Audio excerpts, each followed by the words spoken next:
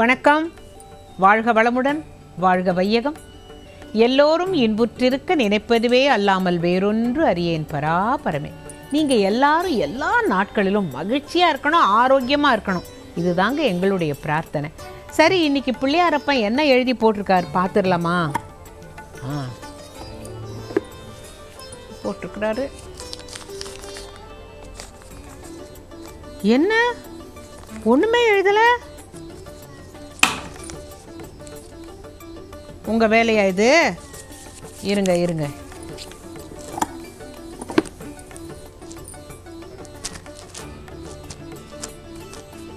என்ன இருக்குது உள்ள? ஒன்றும் எழுதி போடலை, பைக்குள்ளே எதையோ போட்டு வச்சுருக்கீங்க. 1 2 நிறையா இருக்கே.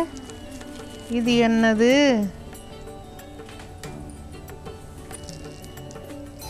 உத்ராட்சம். எத்தனை உத்ராட்சம் இருக்கு? 1 2 3 4 5 6 7 8 9 10 11 12. எனக்கு தெரியுமே, 12 உத்ராட்சம் வச்சு என்ன சொல்லணும்னு எனக்கு தெரியுமே. அதை எழுதி போட்டிருந்தாக்க அது ஒரு மாதிரி, ஆனால் இது ரொம்ப நல்லா இருக்கு. இப்போ சொல்லிடுறேன் என்னன்னுட்டு. இந்த 12 உத்ராட்சம் எனக்கு தெரியும்னு சொன்னேன் இல்லையா? என்ன தெரியும் அதைத்தான் சொல்ல போகிறேன். இந்த கன்னியாகுமரி மாவட்டத்தில் என்ன பண்ணுவாங்கன்னாக்கா, சிவராத்திரி ஆலய ஓட்டம், சிவாலய ஓட்டம் அப்படின்னு ஒன்று பண்ணுவாங்க. ஆச்சரியமாக இருக்குல்ல? முதல் நாள் சாயங்காலம் 4 மணிக்கு ஓட ஆரம்பித்து அடுத்த நாள் சாயங்காலம் 4 மணிக்கு ஒரு கோவிலில் அந்த ஓட்டத்தை முடிப்பாங்களாம்.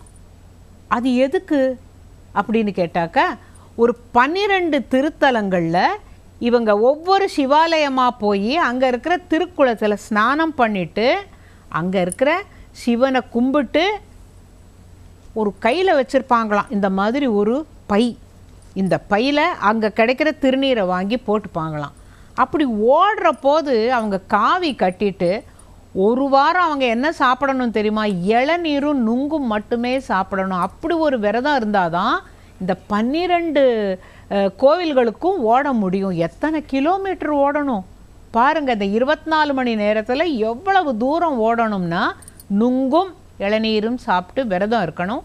காவி கட்டியிருப்பாங்க, கையில் ஒரு பனை விசிறி வச்சுருப்பாங்க, இந்த விபூதி பை எடுத்துகிட்டு போவாங்க. இதுதான் அவசியம்.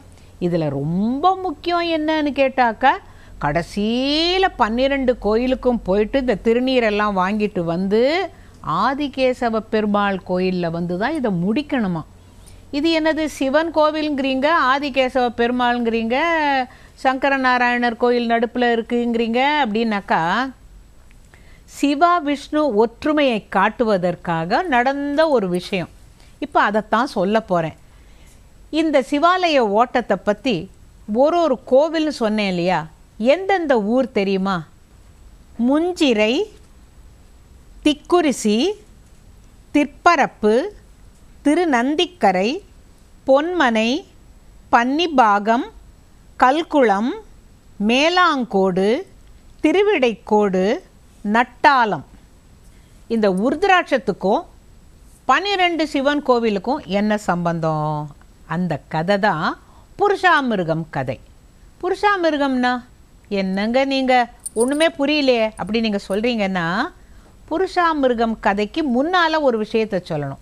இப்போ நம்ம வீட்டில் புது மனை புகு விழா செய்கிறோம். முதல்ல எந்த ஒரு மிருகத்தை உள்ளே அழைச்சிட்டு வருவோம் சொல்லுங்கள்? சாதுவான ஒரு மிருகத்தை அழைச்சிட்டு வருவோம். என்னது அது? பசுவும் கண்ணுக்குட்டியுமா அழைச்சிக்கிட்டு வந்து அங்கே ஒரு உலக்கையை போட்டுட்டு அது அந்த பசு தாண்டி வரணும்.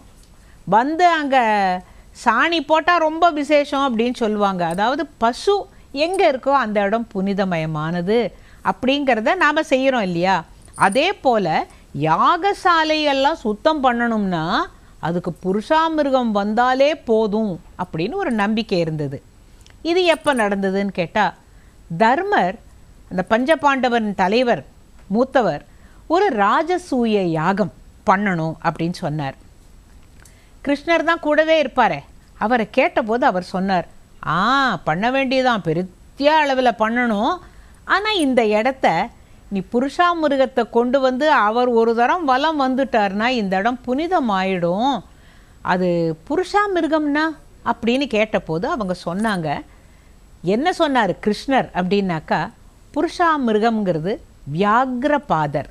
இப்போ நம்மளுக்கு எப்படி அதை புரியும் அப்படின்னு கேட்டால், பரமேஸ்வரன் நட்ராஜராக ஆடுறார் இல்லையா எல்லா கோவில்லையும், அங்கே பதஞ்சலி வியாக்ரபாதர் 2 பேருடைய சிலையும் இருக்கும், பார்த்துருப்பீங்க. பதஞ்சலிங்கிறவர் இடுப்பு வரைக்கும் முனிவர், அதுக்கும் கீழே நாகம், அவர் சேஷனுடைய அவதாரம். வியாக்ரபாதர்ங்கிறது, வியாக்ர அப்படின்னா புலி, பாதர் அப்படின்னா புலிப்பாதர். இடுப்பு வரைக்கும் மனுஷனாக இருப்பார், இடுப்புக்கும் கீழே புலிப்பாதர். அது எப்படி மிருகம் பாதி மனிதன் பாதின்னு பாட்டு பாடினா நமக்கு புரியுது. ஆனால் இப்படி சொல்கிற போது கொஞ்சம் பயமாக இருக்குல்ல. இவருடைய கதையை கேட்டிங்கனாக்கா அது புரியும். மத்தியந்தனர் அப்படின்னு ஒரு முனிவருக்கு மழன் அப்படின்னு ஒரு மகன் இருந்தான். அவன் சின்ன வயசில் அவர்கிட்ட வந்து கேட்பான், அப்பா நீங்கள் எப்போ பாரு தபஸெல்லாம் பண்ணுறீங்களே, இதோட பயன் என்னன்னு போது, முக்தி கிடைக்கும். முக்தினா இறைவனோட கலந்துடலாம். உனக்கு எந்த தெய்வத்தை பிடிக்கிறதோ, நவவிதமாக பக்தி இருக்குது, நீ எப்படி வேணால் பண்ணலாம். உனக்கு எந்த தெய்வத்தை பிடிக்கிறதோ அதை நீ வந்து பூஜிச்சேனாலே உனக்கு முக்தி கிடைக்கும், அது ரொம்ப விசேஷம்னு சொன்ன உடனே, அப்பா எனக்கு சிவபெருமானை ரொம்ப பிடிக்கும். சரி, அவரை பிடிச்சிக்கோ, எந்த சாமி பிடிக்கிறதோ அதை எரிக்கி பிடிச்சிக்கோ. அப்போ நான் அர்ச்சனையெல்லாம் பண்ணினா தாராளமாக, அதாவது இந்த தேனீக்கள் மொய்க்கிறதுக்கு முன்னால் இருக்கிற அந்த புது பூவை பறித்து பரமேஸ்வரனுக்கு போட்டேன்னாக்கா அவ்வளவு பிரீத்தி அப்படின்னு சொன்ன உடனே, அப்படியா சரின்னு சொல்லிட்டு அடுத்த நாள்லேருந்து அவன் கிடுகிடுன்னு மரத்துலலாம் எங்கேயான பூவை பார்த்தான்னா அப்படியே ஏறிடுவான். ஏறி உடம்புலலாம் அந்த முள்ளுகளெல்லாம் கீறினா கூட பார்க்க மாட்டான். ஏன்னு கேட்டால் சிவ பூஜை பண்ணுறதுல அப்படி ஒரு ஆசை.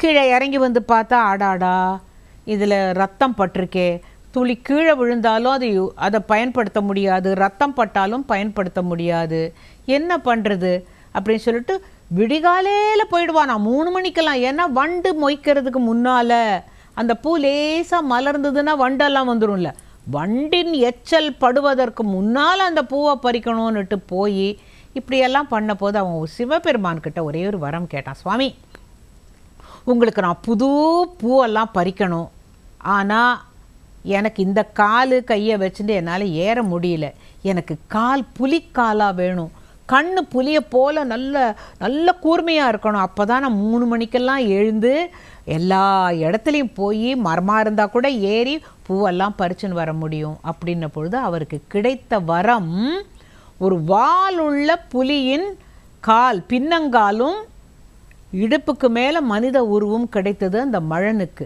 அப்போ எல்லாரும் அவரை மழ முனிவர்னு சொல்கிறத விட்டுட்டாங்க, வியாக்ரபாதர் புலிக்கால் முனிவர் அப்படின்னு சொல்ல ஆரம்பித்தாங்க. இவருடைய சிவன் பக்திக்கு ஈடு இணையே கிடையாது. இவர் ஒரு முறை இப்போ இவருடைய கதையை வச்சு தான் இவரை அழைச்சிட்டு வரணும். எப்படி கிருஷ்ணர் சொல்கிறார், தர்மரே இந்த இடத்துல வியாக்ரபாதர் வரணும்னு சொன்னேனே, லேசில் நடக்காத காரியம். குறிப்பாக இன்னொன்று, அந்த வியாக்ரபாதருக்கு என் பேரை சொன்னால் பிடிக்காது. அப்போ உங்கள் பேரை சொல்லி அவரை அழைக்க முடியாதா? முடியவே முடியாது. பீமா நீ போய் அவரை கூட்டிட்டு வரியா அப்படின்ன பொழுது, எதுக்கு, எனக்கு புஜபல பராக்கிரமம் இருக்கிறது, அதை வைத்து நம்ம வேற எப்படியான்னு போய் அவரை இழுத்துன்னு வந்துடுறேன், அதுக்கு என்ன நீங்கள் அவ்வளோ யோஜனை பண்ணுறீங்கன்ன பொழுது, உனக்கு நான் பாடம் கற்பிக்கணும் அப்படின்னு கிருஷ்ணர் மனசில் வச்சுக்கிட்டு, அது எப்படி எனக்கு இந்த புஜபல பராக்கிரமம் இருக்குங்கிறத மற்றவங்க பாராட்டணும், நீயா சொல்லிக்க கூடாது இல்லையா. அவர் சொல்கிறார், உனக்கு ஒரு பாடம் நான் கற்பிக்கிறேன், என்ன பண்ணலாம் அப்படின்னுட்டு 12 உத்ராட்சத்தை எடுத்து, பீமா இங்கே வா, இந்த உங்ககிட்ட 12 உத்ராட்சம் தரேன், இதை நீ என்ன பண்ணுற, கோவிந்தா கோபாலா கோவிந்தா கோபாலான்னு சொல்லு. உடனேவே வியாக்ரபாதருக்கு கோபம் வந்துடும், என் காது பட அந்த பேரை சொல்லக்கூடாது அப்படின்னு அது கோவிச்சுக்கும். நீ என்ன பண்ணுற, அவருக்கு முன்னால் ஒரு உத்ராட்சத்தை போட்டுவிடுற, போட்டால் அங்கேயே அது சிவலிங்கமாக மாறிடும். அப்போ அந்த வியாகரபாதர் என்ன பண்ணுவார், ஆஹா சிவலிங்கம் சொல்லிட்டு உடனே அதுக்கு நீராட்டு ஆராட்டு எல்லாத்தையும் பண்ணிட்டு தான் அங்கேருந்து போவார். அவருக்கு சிவலிங்கத்தை பார்த்தாச்சுன்னா அப்படி ஒரு பக்தி பெருக்கு. அதனால தான் இன்றைக்கும் அந்த சிவாலய ஓட்டம் ஓடுறாங்களே அந்த பக்தர்கள், கோவிந்தா கோபாலா கோவிந்தா கோபாலான்னு சொல்லிக்கிட்டே போவாங்களாம். அந்த அவங்க சொல்கிறதே அவ்வளவு ஆனந்தமாக இருக்கும் காதில் அப்படின்னு சொல்லுவாங்க.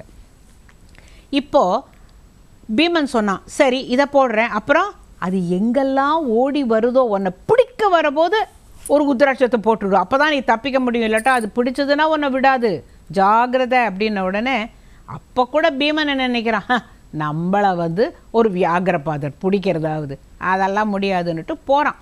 போய் எங்கே இருக்குன்னு தேடி பார்த்தா முஞ்சிரை அப்படிங்கிற இடத்துல முனிவீஸ்வரன் பாறையில் உட்காந்து இந்த புலிக்கால் முனிவர் தபஸ் பண்ணிட்டு இருக்கிறாரு. இவன் அங்கே போய் பார்க்குறான், இப்படி ஒரு அற்புதமான உருவம் நான் பார்த்ததே இல்லை, பயங்கரமாக இருக்குது, ஆனால் அதே நேரத்தில் எனக்கு அது மேலே ஒரு அன்பும் வருது அப்படின்னு சொல்லிட்டு கோவிந்தா கோபாலா கோவிந்தா கோபாலாங்கிறான்.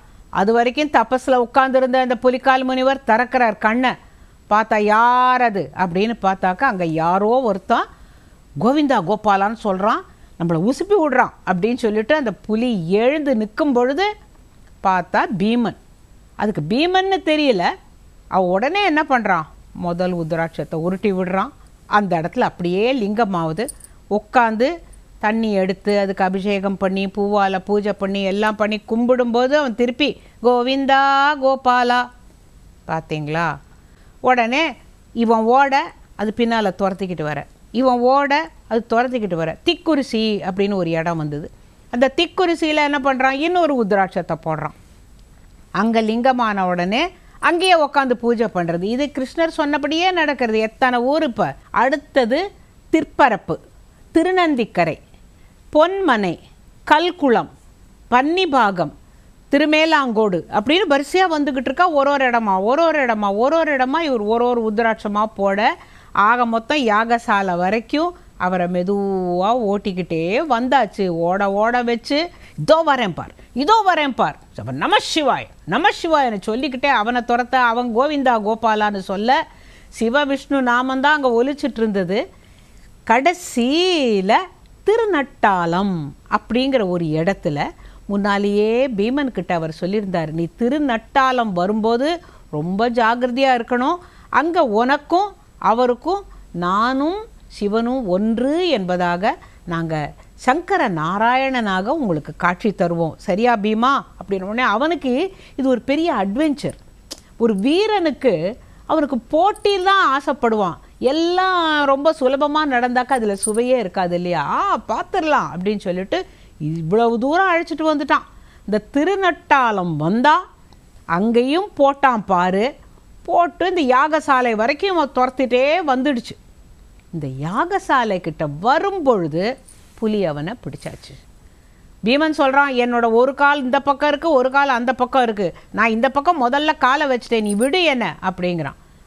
அது கிடையாது, நீ 2 காலையும் அங்கே வச்சாதான் அந்த பக்கத்துக்கு போக விடுவேன், இன்னும் என்னோட எல்லைக்குள்ளே தான் நீ இருக்கேன்னு சொல்லிட்டு அவனை பிடிச்சி இழுக்க அங்கே கிருஷ்ணர் தர்மர் எல்லாரும் வந்துட்டு என்ன நடக்குது புலிக்கால் முனிவரே, ஐயோ நீங்கள் வந்தது பெரிய விஷயம் அப்படின்னு சொல்லி அவரை கும்பிடு போட்ட உடனே, இல்லை தர்மா நீ என்னை கும்பிடுறதுக்கு முன்னால் எனக்கு ஒரு தீர்ப்பு சொல்லணும். என்ன இப்போ எது நியாயம், நீ நீதிமான் சொல்லு. உன்னோட தம்பி பீமன் என்னை கோவிந்தா கோபாலா கோவிந்தா கோபாலான்னு இவ்வளவு தூரம் அழைச்சின்னு வந்துட்டு இங்கே ஒரு கால் தான் அங்கே வச்சுருக்கான், அவனோட உடம்பு எங்கிட்ட இருக்குது, கால் மட்டும்தான் அங்கே இருக்குது, இவன் யாருக்கு சொந்தம் சொல்லு அப்படின்ன பொழுது கண்டிப்பாக உங்களுக்கு தான் சொந்தம்.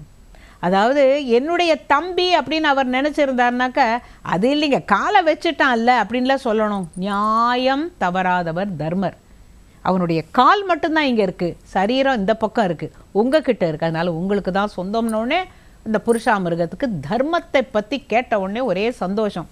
அப்போ கிருஷ்ணரையும் பார்த்து ஒரு கும்பிடு போட்டு இது உங்களுடைய வேலை தானோ அப்படின்னு கேட்டபொழுது, ஆமாம், உங்களை வெறுன்னு அழைக்கிறத விட பீமனுக்கு தன்னுடைய புஜபல பராக்கிரமத்தில் ரொம்ப ஒரு கர்வம் இருந்தது, அந்த கர்வத்தை அடக்குவதற்காகவே இதை செஞ்சேன் அப்படின்ன உடனே பீமனுக்கு கொஞ்சம் நம்ம தலையில் இப்படி அடிச்சிட்டாரே அப்படின்னு உள்ள வருத்தம். ஆனால் ஒன்று தெரிஞ்சுக்கணும், நமக்கு நிறைய வலிமை இருக்கலாம், ஆனால் அந்த வலிமையை மற்றவங்க தான் பாராட்டணும். நீ அதை பெரிய வலிமை நீ நினச்சேன்னா அடுத்த நிமிஷம் அந்த வலிமை இல்லாமல் போயிடும். அதை புரிஞ்சுக்கணும். இதுதான் வாழ்க்கையின் சூட்சுமம். ஆக மொத்தம் என்ன விஷயம் தெரிஞ்சு போச்சு. ராஜசூய யாகத்திற்காக உனக்கு என்ன செய்ய வேண்டும், நீங்கள் இருந்து நடத்தி தர வேண்டும், அவ்வளோதான்.